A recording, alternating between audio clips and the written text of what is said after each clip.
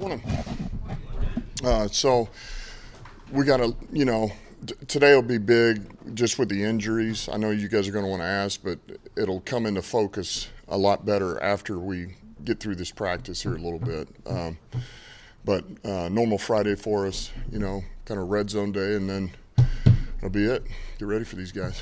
Which guys are going to try to give it a go today? I'm sorry? Which guys are going to try to give it a go today? Well, where do we begin here?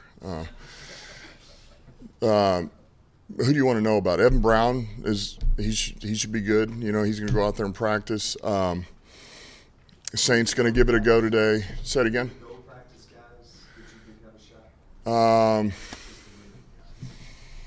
Who are some of the no guys that didn't practice yesterday you want to know about? Ward, Cephas. Ward, yes. Cephas. No. Nelson. No. Amon-Ra. Yes. Swift. No. Like that.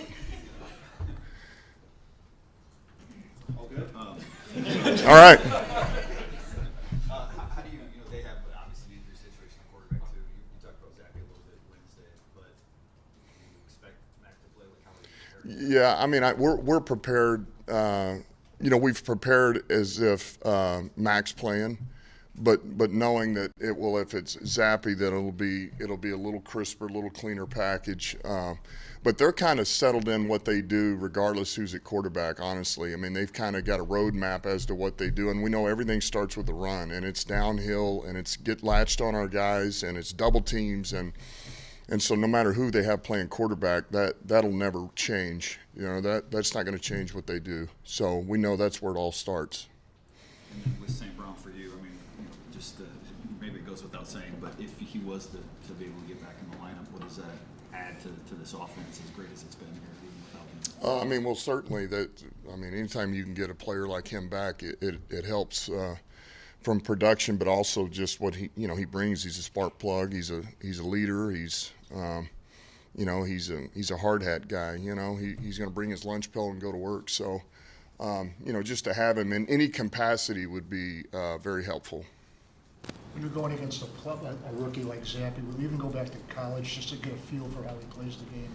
Yeah, we have a pretty good idea of what he was there, but certainly they would. I could see them mixing in a few things that he did well and he's comfortable with, but I think it also it's very much what they've been doing. It's there again. They have things they hang their hat on. They'll be very quarterback friendly, and you look at Green Bay. I mean, the 3 or 4 drives they had a lot of success, even with Zappy. I mean, they were very, very efficient in the run game. It was they had some drives, 1st and 10, 1st and 10, 1st and 10, 2nd and 5, 1st and 10, 2nd and 3. I mean, they were. So if they can do that, and it all started with the run game, quick screens, play action. Once they just make you have to come up one more time and play the run. So I don't think those things will change necessarily. How good of a matchup do Taylor and Panay have this week with Judon and Dietrich? You guys seem to be playing pretty well. It's a big matchup, and it's a big matchup. I like our tackles. They've both of those guys, Decker and Sewell, have played at a high level all year, and Sewell continues to get better and really get into a groove. And I would say Decker's playing some of the best ball that I've seen. I mean, he really is. I mean, he's playing at a high level and run and pass. So I like our matchups. Now let me say this: Judon is. I think he's gotten better every year, and just when you think he's a menace, he takes it up another notch. So he's somebody we got to play close attention to. We can't let him wreck this game. You talked about the defense plenty this week, obviously coming off a pretty tough performance. So how have you seen them respond to the challenge this week through the first couple days of practice? It's been good. They've been locked in. There's a sense of urgency over there. It's been cleaner. It's been crisper, and so it hadn't been perfect, but it's certainly been much more in tune. Our guys got a lot of pride, and they want to clean this up as much as anybody does. So I like where we're at. We got a good plan, and and then this will be the last day of work to get ready for them. I was kind of asking AG about this yesterday. You you've worked very hard to cultivate a sense of ownership with your players going back through, well, since you've been here really. You got a lot of lead by example guys. Yeah. Who's stepping up in a vocal capacity with this defense, demanding that it gets better among the players? Yeah, well, look, I think Brockers has been that guy for us. Brockers is a big voice.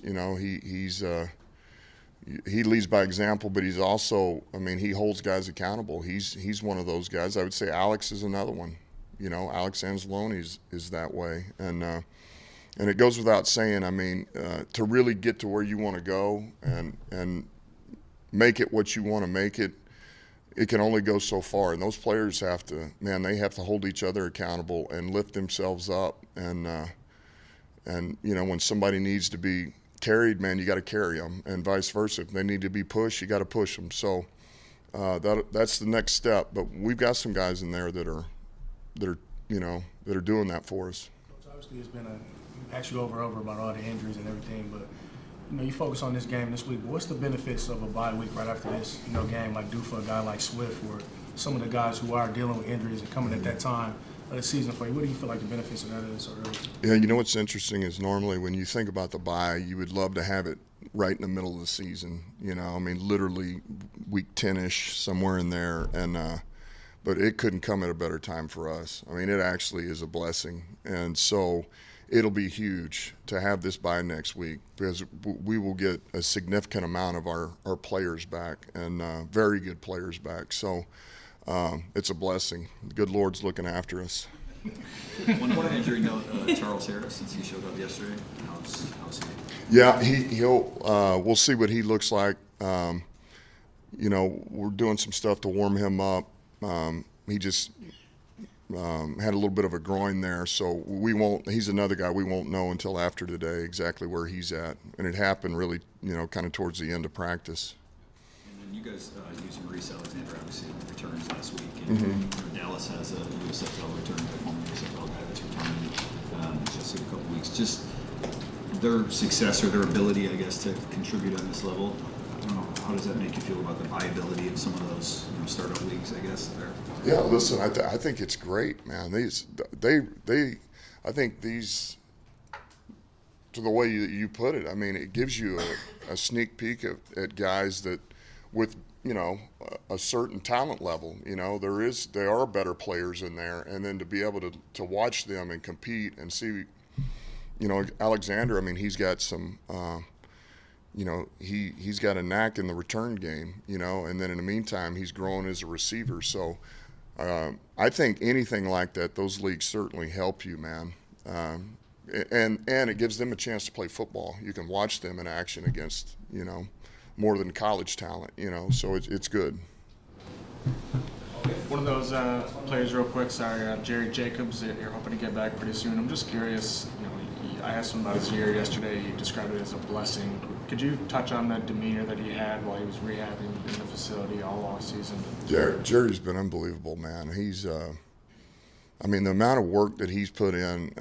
He's a guy since the time he had the injury and began his rehab that we've had to push him away at times to give him a break. He has been relentless in his process to get better, and he's been all in. He's done everything we've asked, and so I see him coming back better than ever, stronger than ever. Now he's going to have to get his legs under him. He just started practice this week, and so he's good. And once he gets the flow of football again, it'll take a little bit, but he's been outstanding. He really has.